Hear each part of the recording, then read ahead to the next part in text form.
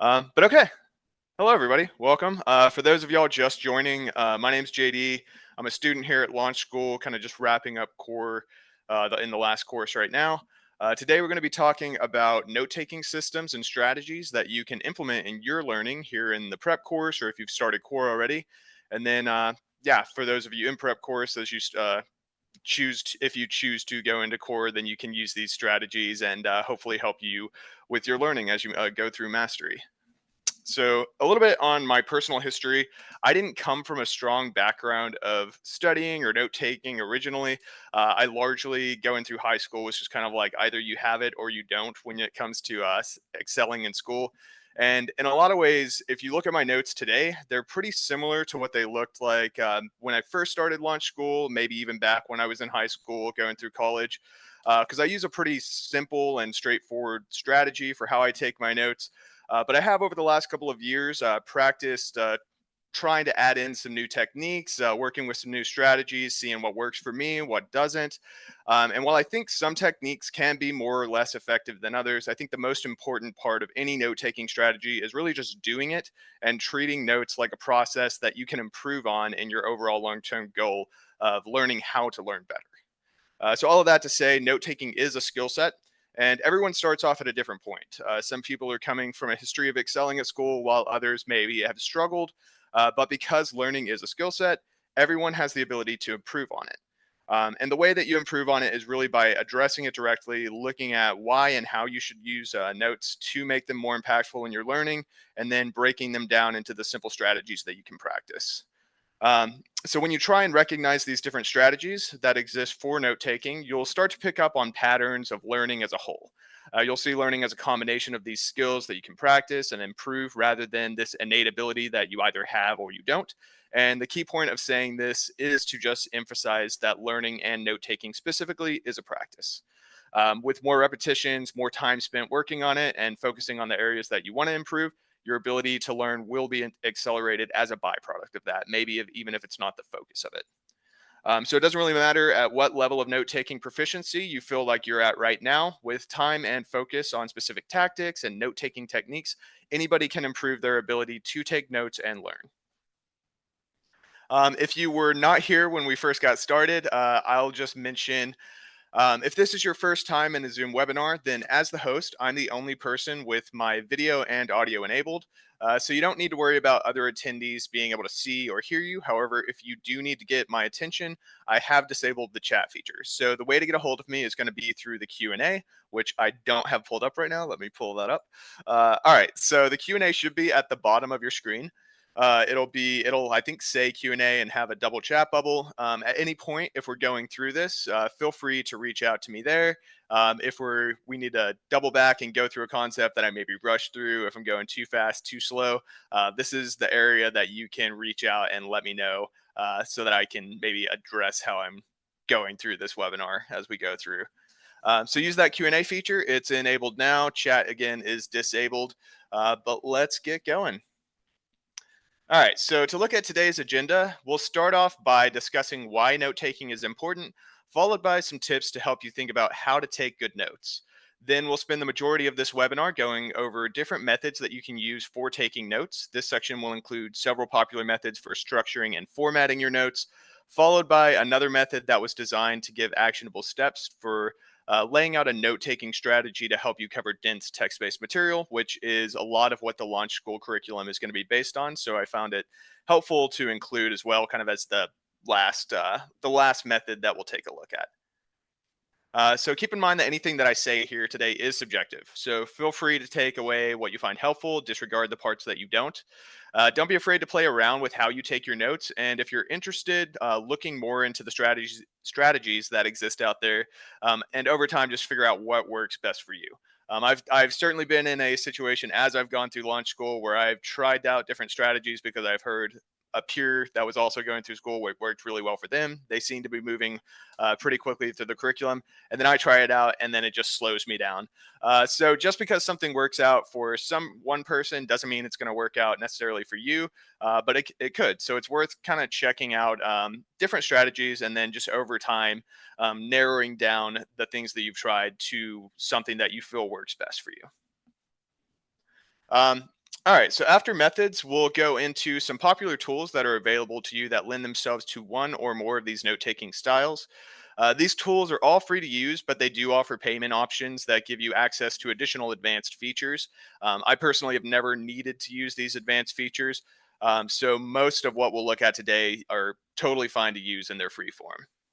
And then after the presentation, I'll pull up some of my own notes and show how I've implemented a few of these systems together and discuss what I like about them and how I believe they could be effective if you choose to try out the techniques for yourself. Finally, after all of that is said, we'll end off with a Q&A where you can ask me any additional questions before we wrap up the presentation. And I always forget to do this ahead of time, but I am going to post a feedback form. I think you all should be able to see that. I actually can't see that. It would be in the chat, but for some reason it's not. Okay, there it is. Okay, so that's a link to a feedback form. Don't worry about that right now. Just wanted to put that up there. And it's not a requirement for you to fill it out, but we do like to know where we can improve on these webinars. So I'll put that on the back burner, and then I'll just reference that again at the end. All right, before we get started though, I thought it would be a good idea to define what are good notes. And this is my own, I guess, definition of what I think makes notes valuable. But good notes are notes that accurately summarize and organize information while engaging you to actively recall that information or think critically about the material. And there are some key points to taking good notes. It's that they summarize information. There's no sense in taking notes if they're going to be just as long winded as the main material. Organizing it, potentially, a lot of times when you're learning new concepts, you'll cover the same material, but at different points in the text. And it'll just be diving into one thing at a deeper level later on in the material. Oftentimes, it's good to take that information and consolidate it to the same space so that you're not having to look over a large amount of text to actually figure out like where this information is. So organizing it, I find is helpful. Engaging to recall could be one of the most helpful tips that you get from this webinar. But the act of using flashcards or whatever you need to really like prompt you to think about the information and then recall it yourself, and then thinking critically about it. There's a lot of concepts that you'll be introduced to here with software development if this is your first time ever being introduced to software development. So there are concepts that you may have to think about a little bit harder to grasp what exactly they're doing. And so sometimes you can set up your notes to be able to do that, either through, again, quizzes are a great way to do that. Setting up examples so that you have to go in and then solve those solutions could be a great way to think about your notes. All right, so why do we take notes? This might seem like a redundant question, but really, what is the purpose of taking notes and why is it effective for learning? You might be under the impression that note taking is just a way to condense information from a text, lectures, or multiple sources into one location. And while the ability to reduce notes is one of the aspects that makes them valuable, there are several factors for learning and the retention of material that go beyond just that consolidation of information. For one, oh wait, have I? Okay, we're on the right slide. For some reason, I thought I didn't switch. Anyways, all right. For one, taking notes in and of itself has been shown to be an effective way to retain information and improve recall. One of the main reasons for this is that when you take notes, you're actively engaging with the material and processing it in a way that makes it easier to remember later. A key point to this is that the act of taking notes focuses your mind better on the material as you're going through it. And doing this in the right way helps you pick up on key components or key points and concepts that are important to the material. Another reason to take notes, and maybe the more obvious reason, is that the note taking can serve as a reference for future use, which allows you to assess your understanding of the material as well as allows you to see the information from multiple sources in one location so that you can organize that info to make connections between the concepts. And then lastly, as we'll see in a few of our upcoming examples, you can design notes to help you visualize information with color. Did I? Okay. I think my notes are a little bit off. Anyways, this is ironic. Anyways, okay, so we'll see here in a second. You can visualize information, diagrams, and charts, or through visual connections that allow you to recall information more easily. So you can use color, diagrams, charts, a little bit more visually, so that when you're thinking about your notes, you're actually able to pinpoint back to those charts and think about those. So it just makes an additional connection. All right. We're on track. Note taking tips. Let's get into some note taking tips you might want to consider using. Some of these are more about using your notes to focus on the material. Others have to do with how you format your notes to be either more visually appealing or help keep notes from being overloaded with unnecessary information. The first tip is to use color for emphasis. Color coding notes can help you organize information more efficiently by assigning different colors to different categories or topics, allowing you to find information quicker and easier at a glance. Additionally, a little bit of color can help you recall sections of your notes easier and makes your notes in general more visually appealing to look at.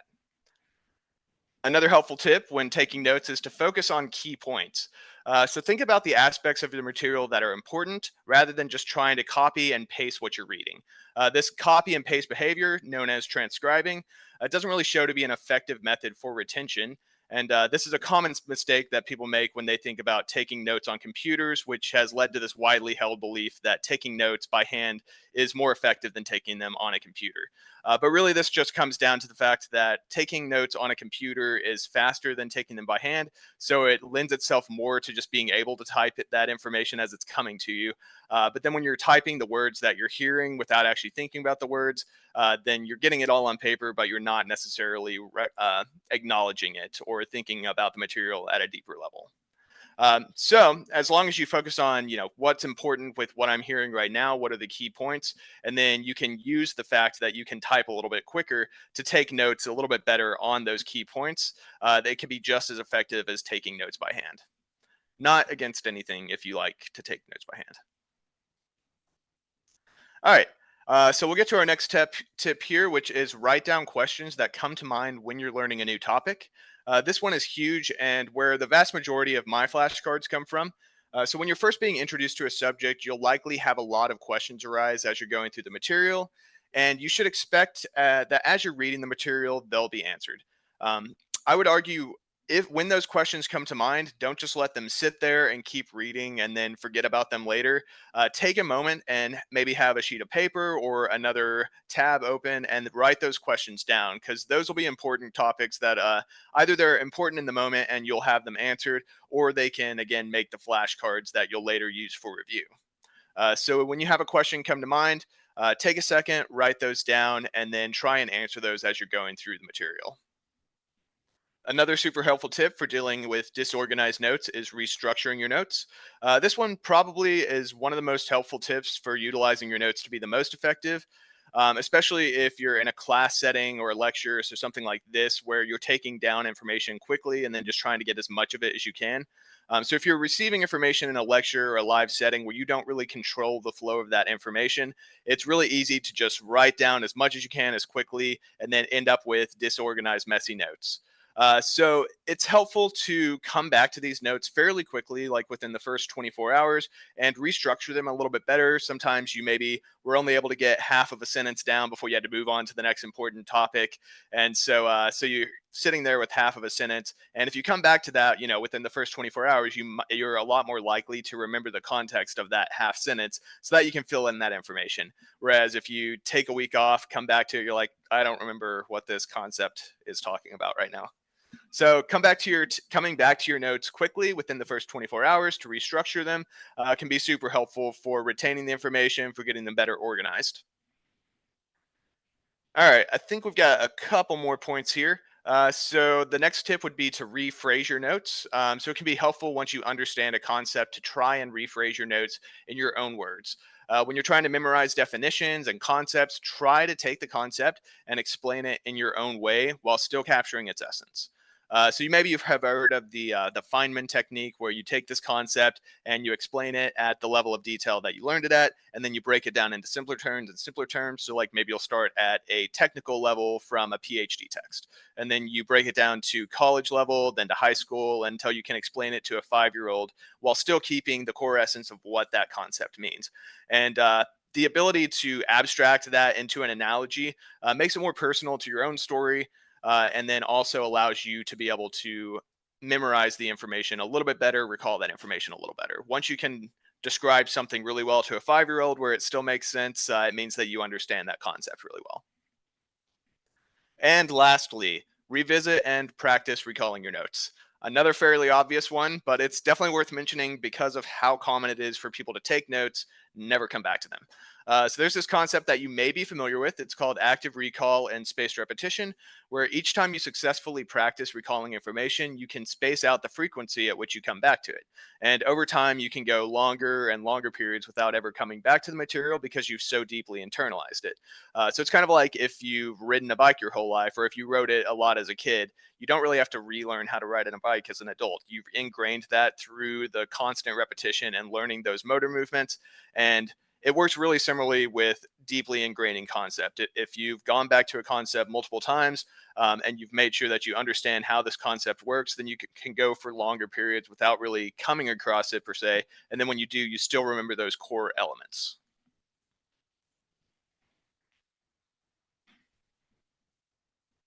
All right. That was one slide. That's probably the longest slide, though. Any questions so far?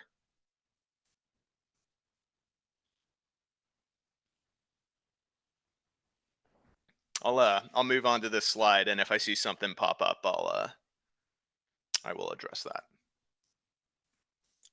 Although I am gonna move this down just in case. Yeah, for some reason it's stuck up top. Okay, here we go. We do have a question. Yeah, it was just hidden up there. Can you demo how to take notes in Anki?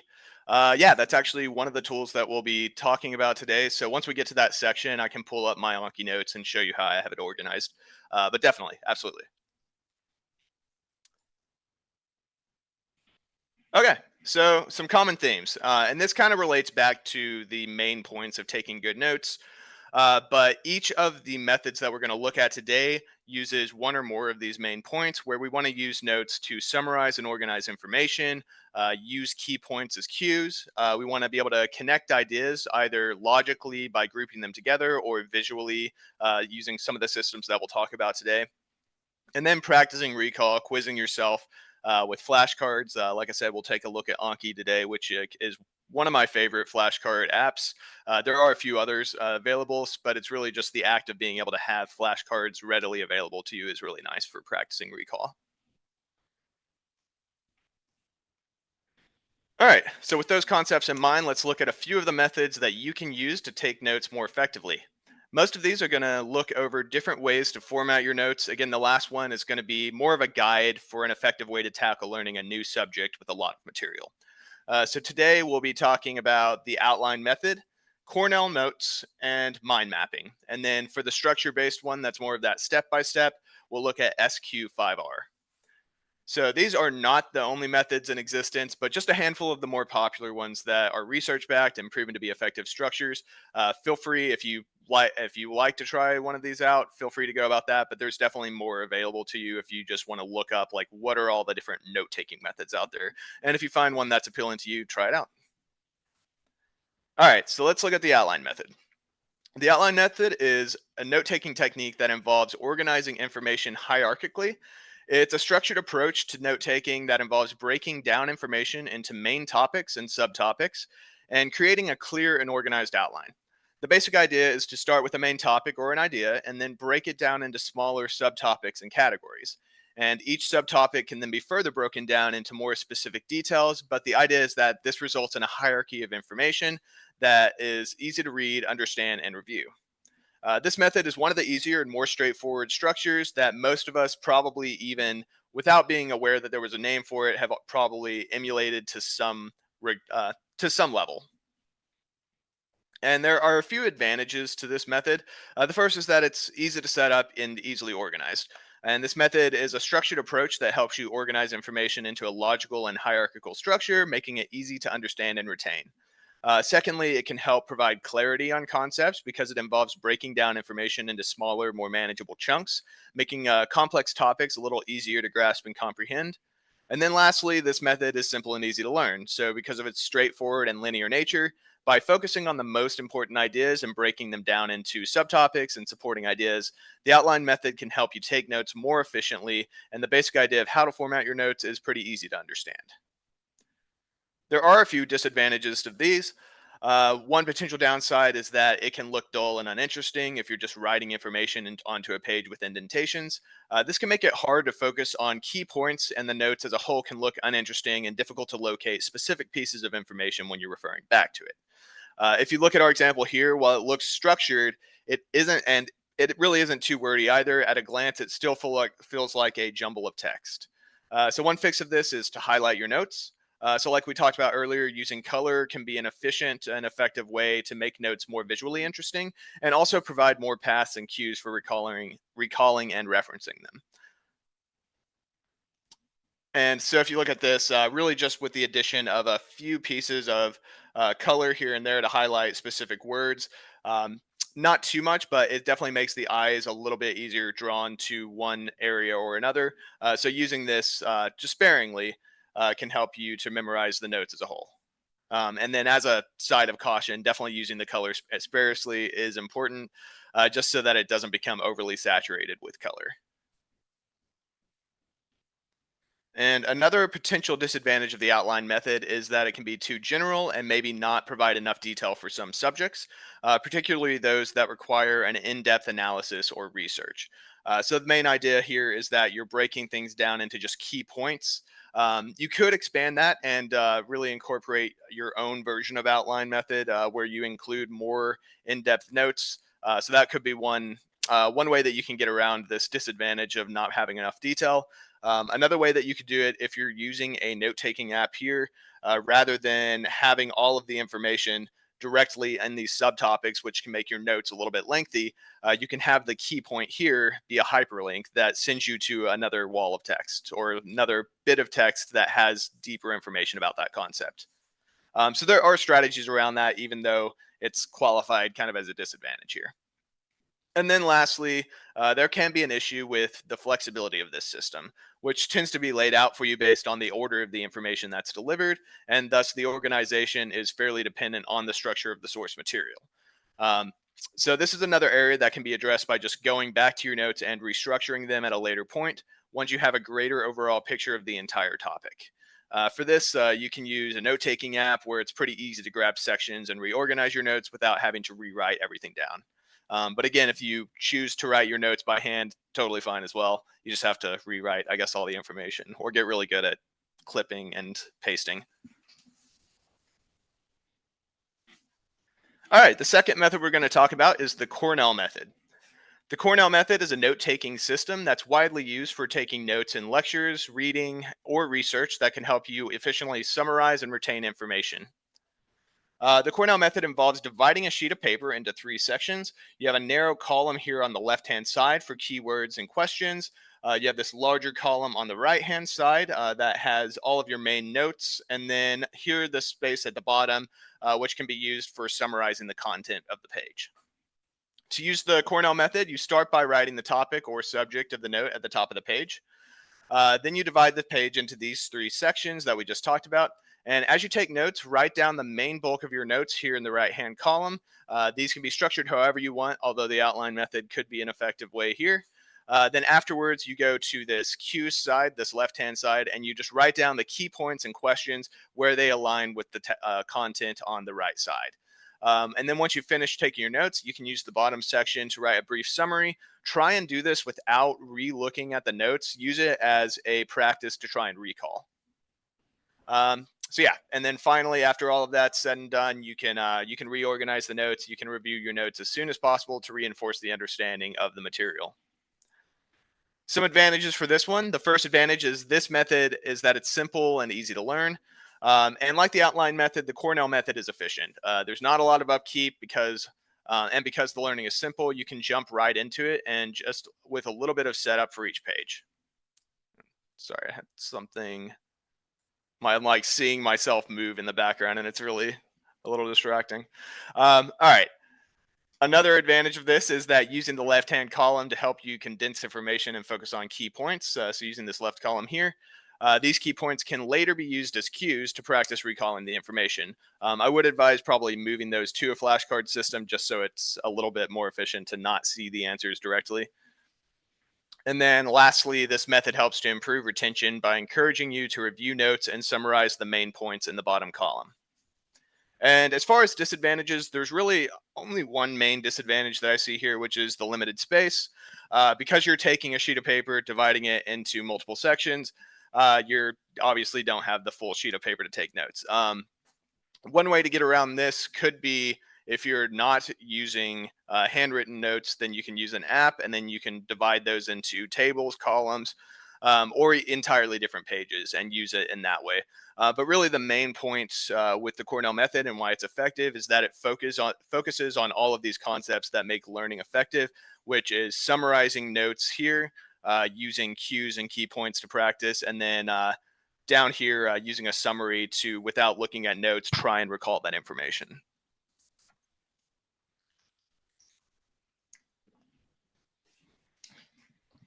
All right.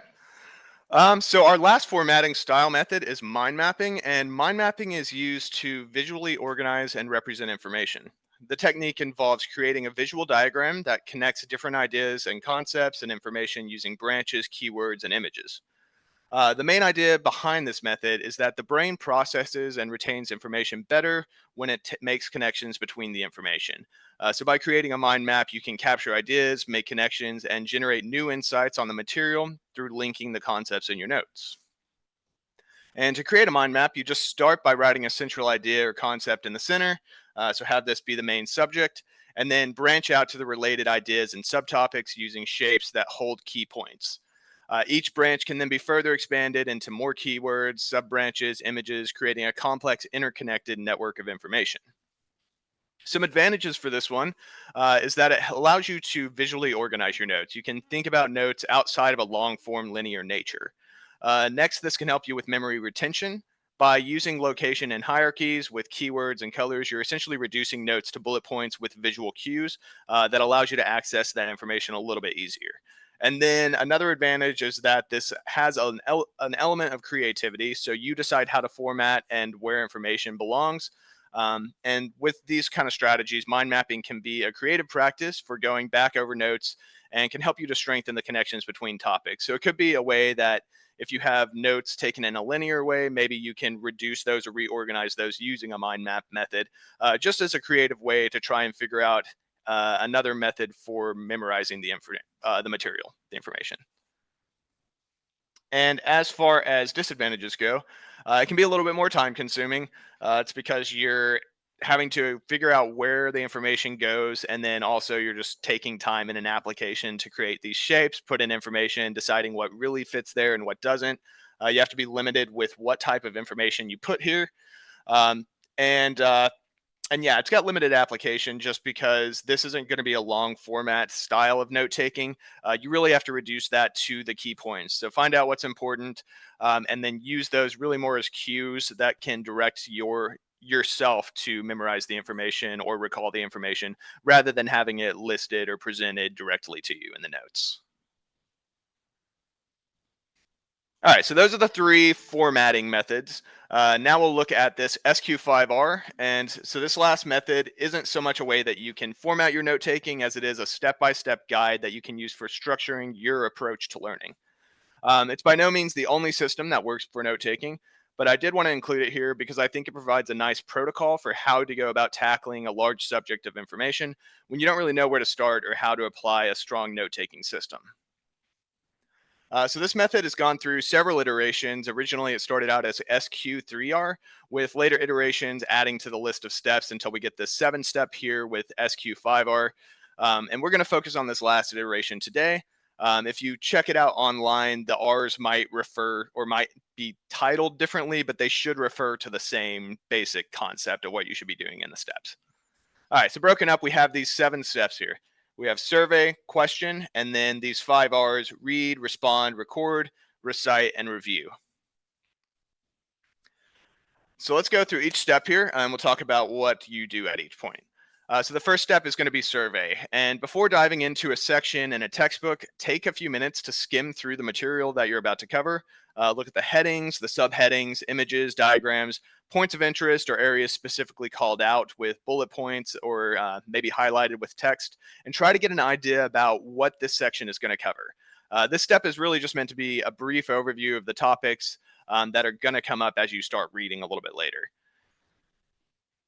In the next step, we have question. And while going through the above steps and surveying the material, try and generate questions based on the information you're seeing. You can also do this step while you're reading the material in the next step, but it's a good point where you can be like, okay, they mentioned this term here. So what does this term mean? Could be a very simple question to ask.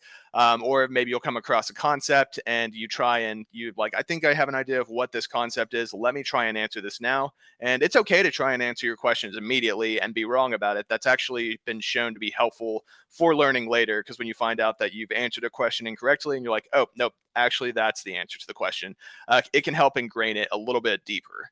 But ask questions while you're going through your survey step. Feel free to continue asking questions as you're reading through in this next step. So, step three, you'll read the material, carefully read through the text, paying attention to the main ideas, supporting details, and any examples or evidence that's provided. You can use bullet points from your survey step to help draw your attention to the areas that you're reading, and then add in some extra details as you go through and make connections. Following up that, we'll get to responding to what we just read. So this step, after reading a section of the text, stop and just think about what you've just read.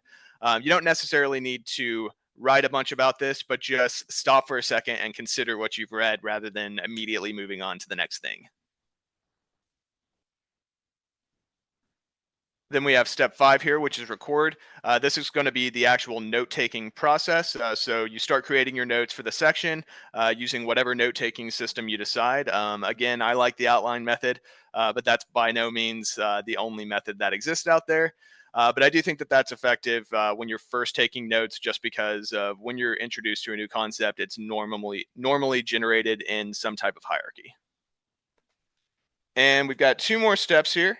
We've got recite. So this next one, recite, is where after finishing a section of text, after taking your notes, try and summarize the main ideas and important details in your own words without looking at the material. And this step is about practicing your retrieval of that information. And lastly, review. So this is the obvious step again, but go back, review the information, restructure your notes if they were a little unclean the first time, and just spend more time going through and thinking about the material.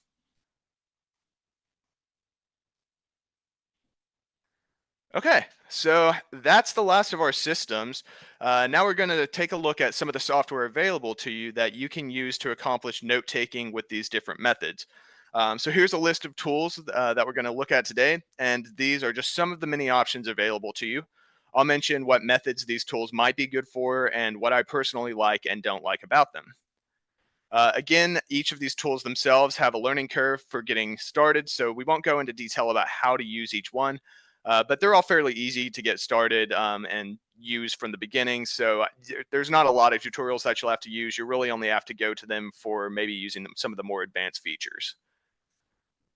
And we do have a question here. Thoughts on Obsidian? I like Obsidian. Actually, even though I don't have that mentioned here, I did just recently switch to that for the last course, just out of curiosity. Obsidian's a great one. It used to be on this webinar, but the webinar was getting very long, so we had to reduce it a little bit. But Obsidian's kind of a basic note taking application. It's got some really cool features if you're looking at a system to kind of create cards that interlink. Um, that's kind of all talked about in their graph view. I think it's called graph view. Yeah. But anyways, yeah, Obsidian's great. I don't have anything against that app. It just didn't make the final cut when I was whittling down. All right. So the first one that we're going to talk about here is Notion. So Notion is a main it's an all-powerful, all-in-one productivity and note-taking tool that allows you to create and organize notes, tasks, databases, wikis, and other forms of text-based information. Notion's key feature is its flexibility and customization, allowing users to create their own custom templates, databases, and workflows. And then users can organize their content in a variety of ways that include pages, lists, boards, and calendars. Notion's great. I use that for most of launch school. What I really liked about the features of Notion was its ability to format. So I guess we'll talk about that when we get to advantages here. Uh, but yeah, so formatting's great. It's got indentation, highlighting. It can do tables, images. You can move entire sections around. So it's really easy to update, restructure, manipulate, and highlight specific aspects of your notes to make them a little bit more visually interesting. On top of that, to move back up here, we've got the flexibility. So it is a personal task management tool. So it's not just for note taking, although that's primarily what I've used it for. It also does, setting up calendars, boards, lists, and you can also have an element of team collaboration, which leads to our next advantage here, where you're able to invite people via their emails into your own notes, so you can collaborate on taking notes.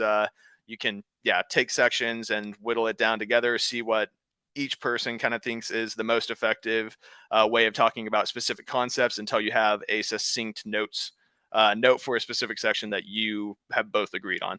But team collaboration is great, and one of the benefits of using Notion, I guess, to relay that back to Obsidian.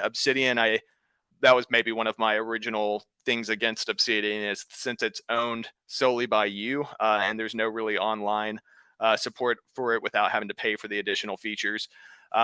There was less team collaboration as a aspect of that. All right, and then for last advantages, the last advantages of Notion. So we do have templates that you can also use, and this is kind of a more advanced feature. I don't use a lot of templates. I've used like a couple, but they're essentially ways of structuring your notes, like putting in specific elements like calendars into your notes. You can find templates online. You can create your own. But there's information if you're like interested in actually downloading somebody's template. There's YouTube videos and things like that that'll show you how to do it. I've never personally used any of the like more extensive templates, but I just like the formatting elements of it. The ability to highlight information is kind of what I really liked about Notion and what I didn't like about Obsidian. So if you like highlighting, then Notion's probably the way to go. And as for disadvantages, uh, I kind of have this disadvantage for all of these. It's a tool, so there is a learning curve with some aspects. You should be able to go to it pretty quickly and just start taking notes. I don't think that there's really an issue with that. But any tool that you're kind of getting starting with, if you want to like do something special, like make your own templates, then there's a learning curve for that. Performance can be another disadvantage with Notion. As you start to get a larger database, you can find that it slows down a little bit. I didn't deal with this for the longest time, and this might have been one of the reasons why I eventually switched to Obsidian. At some point, I got so much information, it was just a large database of text. And I found that some of my new notes were lagging a little bit. Not too bad, but I was just curious about checking out another system. So there could be a performance lag once you get a large wealth of information in your Notion database. And then lastly, and then one of the things that I don't really like about Notion is that there's no dedicated flashcard support. The next tool that we're going to talk about is going to have a dedicated flashcards that are built into the notes. So we'll move to that real quick. But Notion is there's no real way to do that other than you can like create toggle questions to hide it, but there's no way to do like spaced repetition where it decides what card comes up next. All right. So here's a tool that does do that, RimNote. And RimNote is kind of an all-in-one that I use for a little bit. It's a note-taking and knowledge management system that allows users to create and organize their notes using an active recall and spaced repetition system, so that ARSR. The software uses a note-taking interface that can embed flashcards directly into the notes to help users retain and recall information more effectively. Some advantages for this one is that it's got built-in flashcards. This promotes effective learning, and that you can incorporate right into your notes. You just create notes, set it up as a flashcard, and then it's integrated into the flashcard system. So once you're ready to review notes, you just hit go. It's also pretty flexible with its note taking. Similar to Notion, it has all the main basic features. For a while, it was missing tables. And I think about a couple of months ago, they added those in. And it's a little clunky. I checked it out. But it now has essentially all the features that Notion has too, or a lot of them. And then another advantage is collaboration. So like Notion, you can invite people to update your notes, so you guys can work together to figure out the best concepts or best flashcards in this case to use to review. And as for disadvantages, learning curve. I think this is maybe a little bit more significant than the learning curve disadvantage of Notion, because you actually have to know a little bit to set up the flashcards. Once you watch like a quick tutorial, it's pretty easy to set up the flashcards. It's like I think it's like double brackets or something like that. Um, so it's not too bad, but there is a slight learning curve if you want to start using it as your primary note system with flashcards. All right, and then now someone had asked about Anki a little bit earlier. So Anki is pretty dedicated to being a flashcard only um, application. So I know somebody that uses it for their like primary large notes. I just never really saw it as being super useful for that because it doesn't have really any formatting capabilities that I could see. And and yeah, like the way that it's structured, it makes way more sense to use it for that spaced repetition than to actually store notes in some type of hierarchy. But the advantage of it is the ARSR, active repetition or active recall spaced repetition. They've got a really good system and algorithm for you determining kind of how long to space out your how often you revisit a specific flashcard. So you go through them, and if you know a card really well, it might push it for a day, a week, and then as you like come back to it and see that flashcard, if you keep understanding it, it'll just keep pushing that further into the future. You can cap that. You can be like, I want to at the max see this card every 6 months or something like that. But it does a really good job of allowing you to determine, what that level of spaced repetition for each instance is, and then what the max slash min capacity for it is. Uh, Great for that. It also has organized decks, so you can actually structure multiple decks, and you could even use them in a hierarchy. So you can have, like, say, launch goal information, and then some other information that you're interested about, and have those be separate decks. Then within Launch School, you could have each course be its own deck, and even maybe each lesson be its own subdecks. If you decided to just review all of the Launch School material, you could click on the Launch School like super deck, and then you can review everything from all the subdecks. So it's pretty cool how it organizes that. And then just recently, or maybe not recently now, I think this was a year ago, they added online accessibility so that you can actually go into Anki Web. Oh, I actually had this up in a different window. You can go to Anki Web and synchronize it so that you could access the notes on your phone for free. There is an Anki app that costs like $25. I wouldn't do that. Just go to like Anki Web on your phone, and you can sign in with your login, and it'll directly connect to this. How frequently do you space your repetition for reviewing notes? I used to be really bad at it. I'll be honest. Um, I've tried. That's probably one of like the biggest tips that I've started doing more frequently since I've gone to launch school. And I was bad at it, like still like not great at it, I guess now, even. But I just try as I'm going through my first pass of the material, I'll try and start generating just some loose flashcards, and then maybe a few times a week go to those. And then when I'm really starting to study for an assessment, kind of that last 2 weeks, I'll start hitting those every day for like 15-30 minutes a day. um, Super helpful. Like that's like by and far probably one of the biggest tips if you do nothing else. Like generating flashcards and using those for like space repetition is super impactful. um, how do you balance useful note taking versus adding new cards without wasting learning time? Uh, that's a good question. Let me pull this over first too. Sorry, I'm gonna set everything up over here. All right. Okay, so how do I balance useful note taking versus adding new cards? So if you look right here, I've got, I think, probably 75 cards at this point.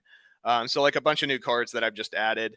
Um, and I would say it's probably better to create more than you think you need at first, and then reduce, like kind of in the same way that with restructuring notes, you'll look at like maybe take more notes in your first pass and then take away, or at least that's how I choose to do my notes.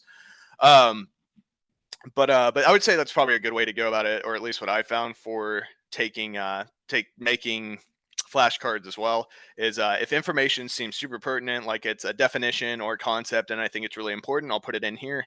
And sometimes I will like put the same, like it actually does, if you put in the exact same um field, like whatever, I don't know what this, the front field, I suppose, um title for a card, like if it's a definition, it's like what is this, then it'll tell you that you have multiples of those cards. So that like sometimes happens, and I'm sure more often than not I just rephrase kind of the same concept, and I'll have multiple cards for the same concept.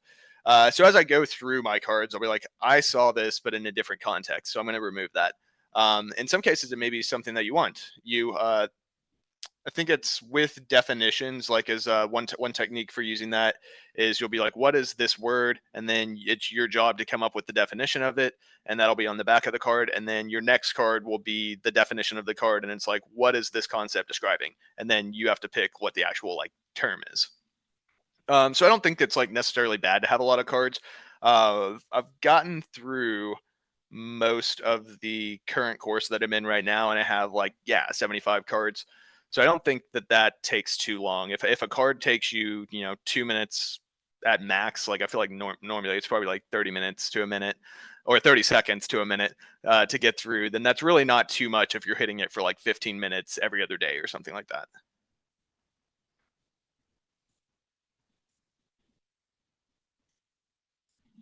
Okay. But yeah, so somebody had asked about how I use Anki, and where can we look at this? So I just have my launch school deck right here, and then as I've gone through different courses, where I thought that it was pertinent to make the flashcards for it, I'll create these decks here. For Wells 180, I decided to just make even more sub decks, and if you were looking to go through any of these cards, you can just click on whatever deck you're looking to study. And so I clicked on LS 180, and so LS 180 is going to give me all of these cards that are in LS 180 directly, that are in LS 180 with the concept subdeck, errors, and syntax. And when we click on syntax here, like you can kind of see how it's structured this. It's like these are launch school deck, LS 180 deck, syntax. So yeah, if you're into the idea of like structuring your decks, but then still having access to them, Anki's pretty great at that. It does a really good job of organizing. That's really the only course, I guess, this and LS 170, where I spent time actually separating them into subdecks. I didn't find that super useful for me. It was more useful to just get whatever from whatever lesson. So I didn't use that for very long. All right. Hopefully that was at least somewhat of a demonstration of how I use it. They actual like adding a new Anki card. If you want, I can show you how to do that. But it's fairly straightforward for it. Okay, so disadvantages of Anki. Uh, so it's only flashcards. Like I mentioned, I knew somebody who took all of their notes on Anki. I just didn't find it super effective for that, and that's because it would be hard to reference specific information. The way that you come about looking at specific cards is you go through the flashcards. You say, "I want to study this flashcard now." There is a way to go to all of your like subdeck here, and browse them, and then so you can see all of the cards that I've made. But I don't really find that a super effective way to search, for specific information, without knowing kind of the contents that's already on there. Like I can type in rake here, and now it shows me the two decks that, or two cards that I've made that has information about rakes. So I guess there is like some way to search, but you kind of already have to know what you're looking for if you're searching for it, rather than just a here's all the information, let's review. But again, active recall, space repetition, it's great. Yeah, that's really the only disadvantages I see for that one. All right, so now let's move to the last tool that we'll talk about today. This is one that covers if you were interested in maybe a more mind mapping style of note taking, and it's called Canva. And we saw this a little bit earlier. This is a poor example of a mind map, but it's just meant to be a demonstration of the variety that you can have on Canva, where there's a ton of different shapes that you can use, ton of different colors, different fonts. There are even different things like sticky notes, and then just out text that you see out here. And you can even use markers to like mark up. But yeah, I liked this tool just because it is fairly easy to comprehend. I think it took me about 20 minutes to get a pretty good idea of how to use all of that information, without looking at tutorials or anything. And this is primarily a popular graphic design and publishing tool. So I don't know if mind mapping was its intended purpose, but it is like still really good for that. You just create shapes, pull them onto the page, and then give them titles. And I found it pretty intuitive to create them. If you're looking for an easier mind mapping tool, it's called Excalidraw. So just Excala like Excalibur, and then draw.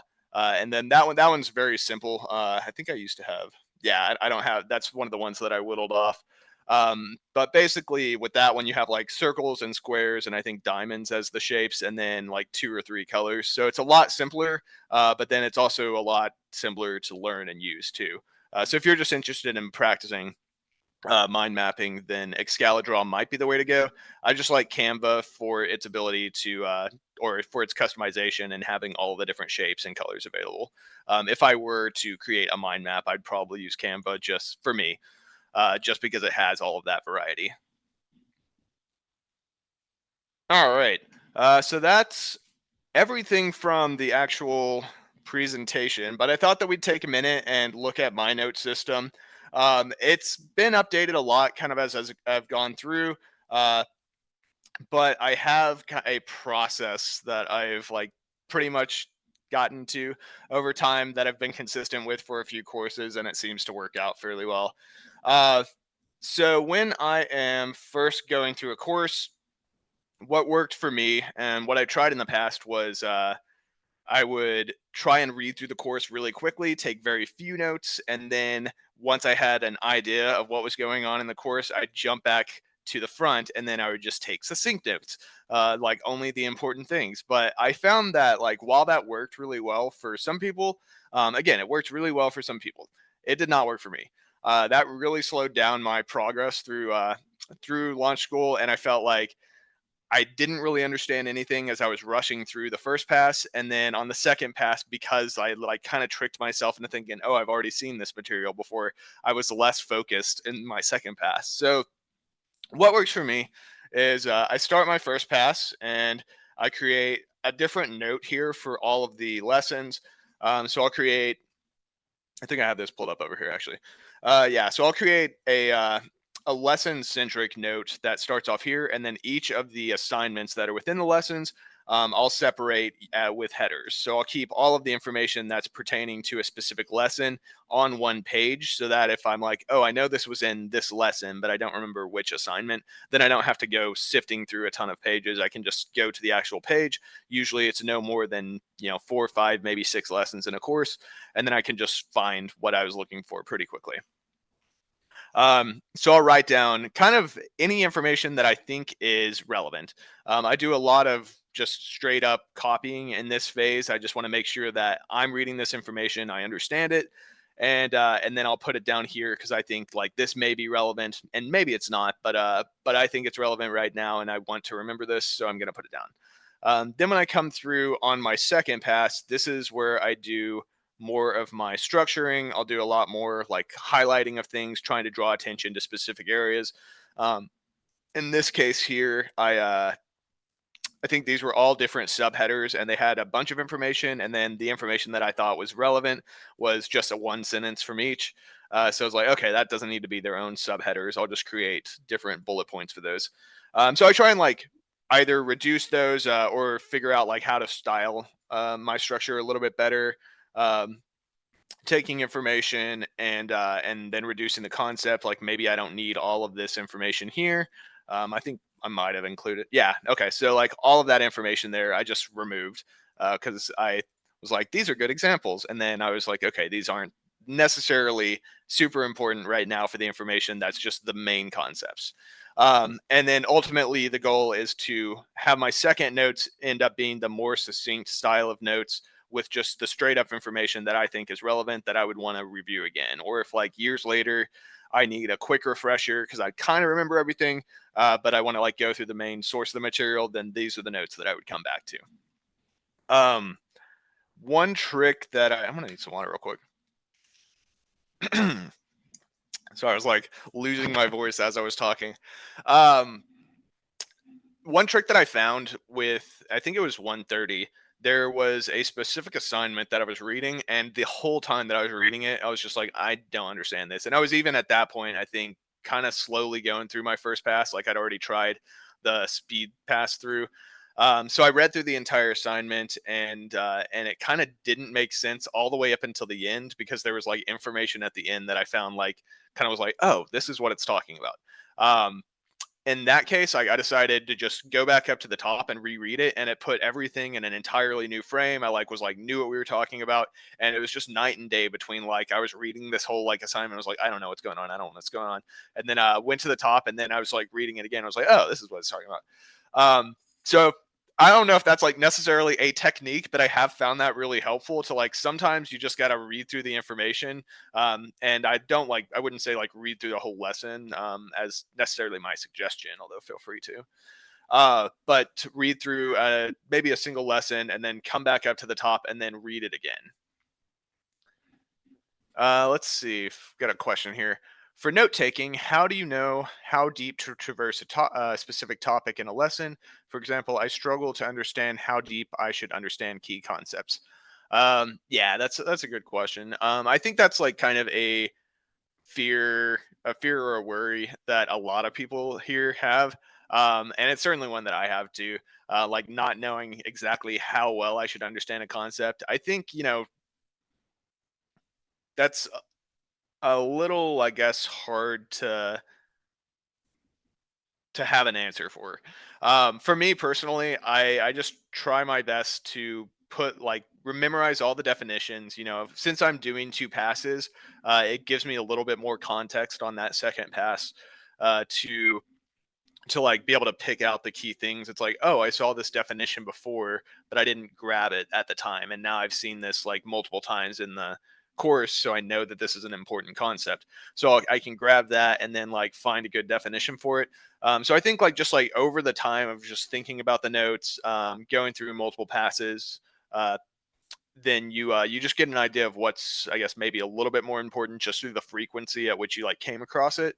And then when you're thinking about the course as a whole and the information, at a higher level, you can kind of break it down to like important definitions, like the most important definitions, most important concepts, and then that like kind of leads you to what you should be aware of. The study guides are kind of helpful for that. I know for Ruby they were like pretty bullet pointed and a little bit bare. But the point of that is that this is a broad concept as a bullet point, and try and fill it out without as much information as you can.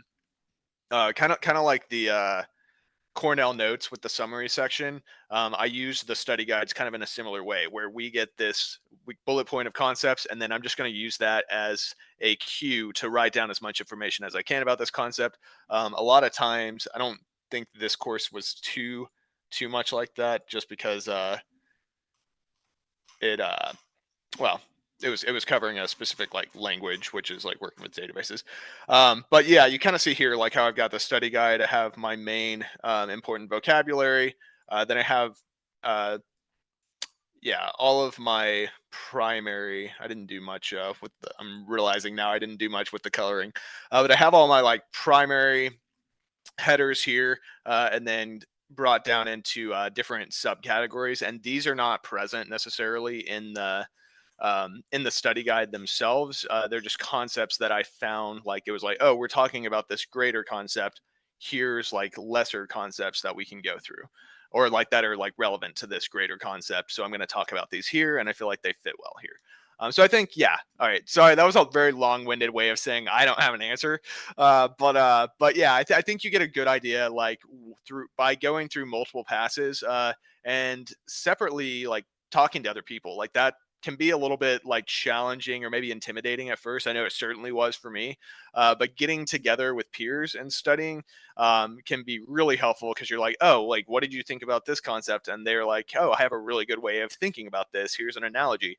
I still remember somebody's lexical scope analogy that they gave me way back in the day, which was just comparing it to Russian nesting dolls.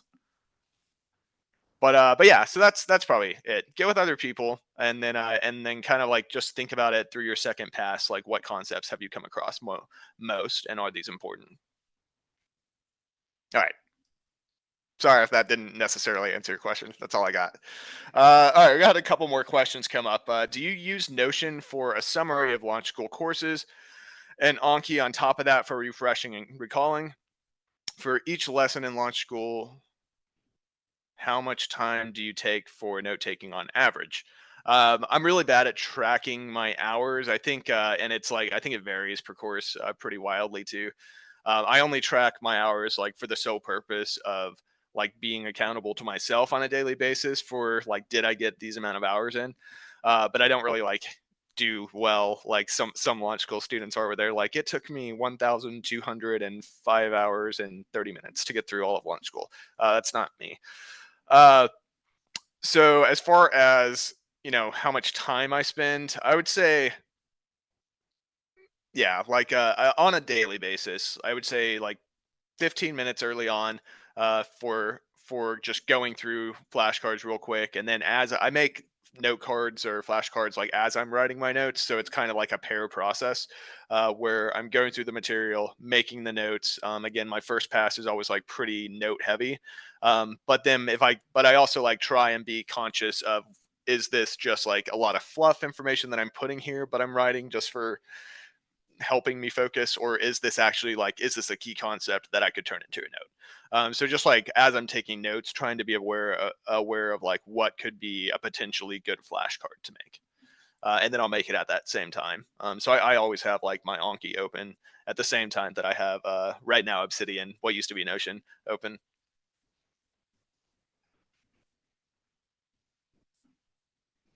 Have you taken the Coursera course, Learning How to Learn? If yes, which are your top three techniques you would recommend? Uh, I did take it, but that was so long ago now. I don't necessarily remember all of the topics that she gave. I do remember the I think interleaving is what she recommended, and so occasionally when you are covering information for like one course, kind of going back and just being like, do I still remember this from a previous course? Actually, soft plug. There is a group in Launch School that's built from students called the Spot, and they set up different or they set up study sessions each week for all of the courses. We're constantly looking for leads, and the leads can be anybody who's passed all the assessments for the prior course. So once you guys get into the course a little bit, if you're in the 110s, 120s, we're always looking to take on new leads. So feel free to reach out there. But that can be a great way to kind of force yourself to go back to previous information and use that interleaving of, now I'm in the front end of the course, but I'm still teaching a 101 Ruby or 101 Python. So like I'm still getting a lot of exposure to that and getting questions from students. So I'm having to think about the information and just ingraining it a little bit better. So I think that's a good technique. I also think it is really important to study kind of like super focused for semi short periods and then take a break. Like I don't necessarily do Pomodoro for 25 minutes. I don't think that really works well for me because it takes me more than like 20 minutes to get really back into like gear and focus. But I do probably like 20, probably like an hour and a half to like 2 hour chunks where I'll sit down and focus. And then I just got to get up and like move and just kind of like walk for like 5 or 10 minutes, 15 minutes before I like sit back down. So I think those are concepts talked about in the Learning How to Learn. I know interleaving was because I think that's where I learned it. But then like yeah, the taking a break and then letting like the back of your mind process information. I remember that too because she had like a zombie uh, that was like showing that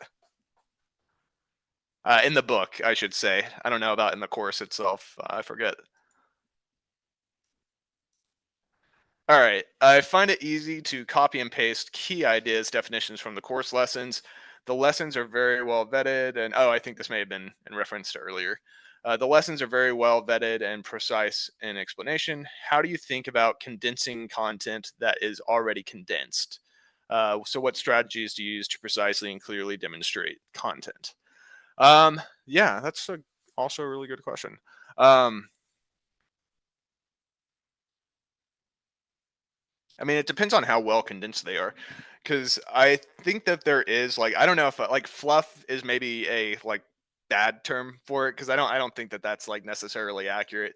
But there is a lot of like when you're learning new concepts, there will be like a couple of paragraphs of like, oh, let me tell you a story. Like this like leads into and kind of segues into this next concept, or they'll have like a big explanation of like, we could do this, except for here's an issue that we have here. And then they'll have a like chunk of code that shows like what happens when you do this on like with this code, and they'll be like, all right, so how do we address that, and then they'll like talk about that for a minute, and they'll be like, and then show the code there. So I think there's a lot of that like kind of like back and forth of just like demonstrating a problem and like very wordy, but like, and it's important for when you're learning it, because otherwise you wouldn't know why it's important at all. But then as far as your notes go, like I just like throw those away. I remember them because it was like, oh yeah, this is like why this concept is important, but I don't think that that's necessarily important for me to take a note on, because it's really ultimately they like introduce this problem way up here, and then the like real solution, ultimately what you have to do is down here. And then I just trust that like by having gone through it a couple times and like really thought about it while I was going through it, I'll remember the steps to get there. I just need to really focus on like the main endpoint. So yeah, that's like I kind of like try and be conscious of what's fluff. Always in my second pass, I don't care about fluff on the first pass. I'm gonna write it. But then on my like second pass, it's more about like, yeah, what is a like sentence that I can grab for this that's gonna help me out, or what's like a block of code that I think is super helpful. And actually, blocks of code are probably like the most helpful, or just like the act of coding in general, if especially if like that's what the like context of the course is. Um, for me at least, I think that like hands-on work is like where I learn the best, like more a lot more than like reading theory. So it's way more helpful for me to learn coding to do like three, five, six dozen problems on on a like concept than it is for me to like read a definition over and over. Right. Do you have any notes in Markdown to prepare for assessments? Uh, Notion is kind of like, I mean, it's somewhat markdowny. I guess Obsidian would be more markdown. Um, where do I have that? I've got my Obsidian open. I don't know if I should. I'll go to one of my earlier notes. Um, I mean, yeah, Obsidian's pretty like basic. I would highly like recommend uh taking your notes in some type of Obsidian, just because it's such a quick way to like format with like the least amount of work, rather than having to like make multiple clicks to set up headings. You can just say, oh, hash, and now it's your main heading. Um, but it's pretty straightforward. One thing that I do like about Obsidian, and I've not done it so much in this course, but I did it a lot more in the previous course, like when I first switched over to it, is that it will uh, acknowledge HTML. So once you like start learning HTML later, you can actually make pretty like crazy notes just by creating essentially like a web page structure just with HTML. But I don't know what the necessarily like question beyond that is. Do you have any notes in Markdown to prepare for assessments? Yes. All right. If you can remember back at starting core, did you find yourself going back to the basics, introductory programming book in prep while you were moving forward in the curriculum? Uh, Actually, no. I mean, I assumed that I would. I guess I should finish your question. Just curious, paranoid about how much confidence to have before moving forward from the base. So yeah, okay. I thought that I probably would, and speaking for someone who's like certainly always worried about not knowing enough, or like even about forgetting things like that, the course does a really good job of making you like master material by constantly like weaving it in.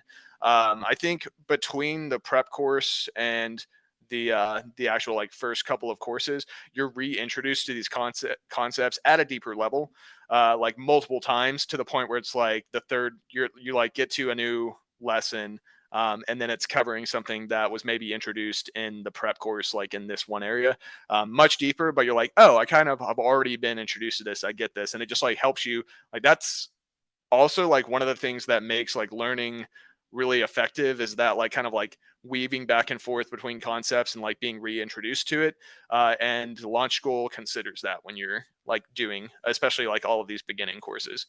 So yeah, I didn't really find myself having to go back to the prep book itself at all, but I did get like introduced to a lot of those concepts again through the course.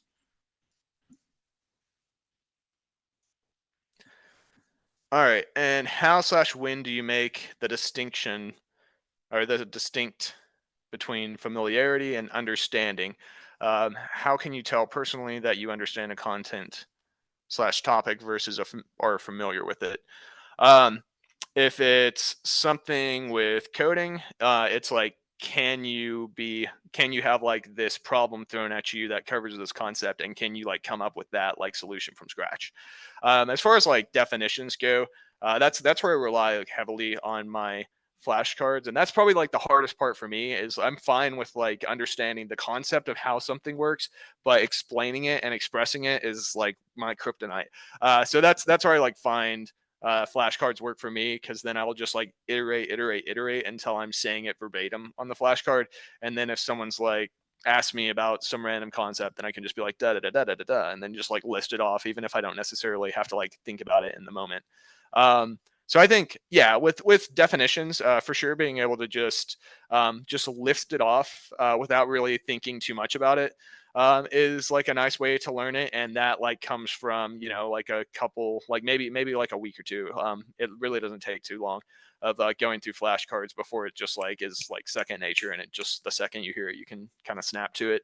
And then with like kind of deeper concepts, it's really just like practicing code is the best way to learn how to code.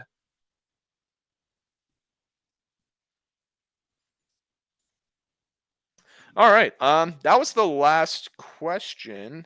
Um, and I know we like kind of like brushed through all of this, so I hope I explained that well, even though we kind of went right into questions. But essentially, I do a very thorough first pass, where I take a ton of I guess loosely structured notes, structured based off of the program and kind of like outline method-ish, but I put a lot more like information if I think it's somewhat relevant. Then I do a second pass where I actually copy the previous notes and reduce them by taking away things that I'm like, okay, that's not actually helpful, and then formatting them just to make them look prettier. And then finally, I'll go through a study guide, get the broad topics, and then just try and flesh out as much information off the top of my head as I can. But then at some point, I'll probably have to like reference my second pass notes to like fill in some of the gaps and be like, I'm not 100% confident on this. Then go back to my notes or to the material to fill in those gaps for my study guide. What is your approach to learning ideas versus practicing coding problems?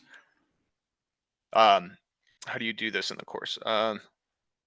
So I basically just trust the curriculum. They will often do it in this way where they're like, the lesson presents information, then you get to the end of that lesson, and they're like, all right, now switch over and go to all of these exercises and do this set of exercises. So they do a pretty good job of structuring it that way, where it's like you learn a concept and then they're like, okay, go over and do these set of exercises now that are on these concepts.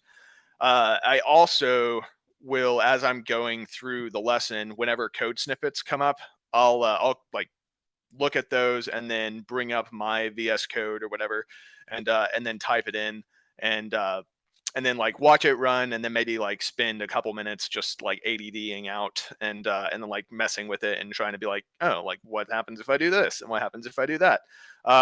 So I guess like playing around with code, whenever like code examples come up, if I think it's like worth, like I'll just use my judgment, I guess, to like say like, is this just like a quick example like assignment, or is this actually like talking about a concept and I should grab this over and take a look at like what all happens. um, so I'll do that as I'm going through the lessons, and then I don't know how much time I actually spend on that, but I like severely like sometimes have ADD, and I'll just like grab something, take it, and then just like be completely off of like studying for 30 minutes while I'm like messing around with code, and then you get to the end of a lesson, and they'll be like, hey, go do this exercise. So I feel like it like works pretty well for me. Whatever works for you, but that's what I find helpful, is to like pretty frequently I'll like grab code and just mess with it. Um, and then go and do like the exercises at the end of the course.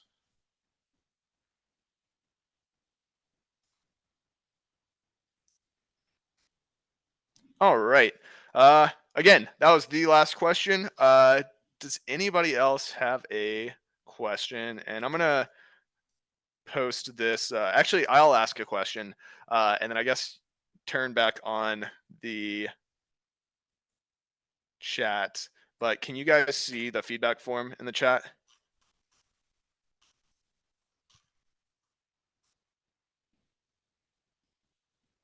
Yes. Okay. Cool. So yeah, feel free to if you have an opinion about this webinar, feel free to let me know how I did or where I can improve. And if you have any other questions, hit me up on Slack. I'm JD Fortune there. Yeah, that's pretty much everything. Thank you guys for attending. Hope this was helpful. And if you decide to come to Core, great. And if you're already in Core, awesome. Come check out the spot. We do weekly study sessions, and we can always use leads if you're looking to interleave your studies.